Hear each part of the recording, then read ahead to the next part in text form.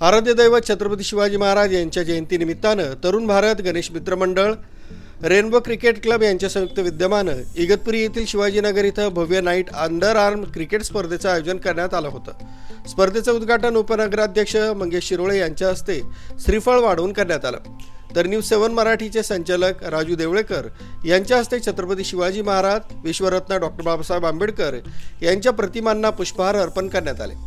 मैदानात दोन्ही संघांच्या उपस्थितीत नाणेफेक करून स्पर्धेतील प्रथम सामन्याची सुरुवात करण्यात आली। दोन्ही संघ तुल्यबळ असल्यानं सामना रंगतदार होत होता। अधिक माहिती आयोजकांनी दिली।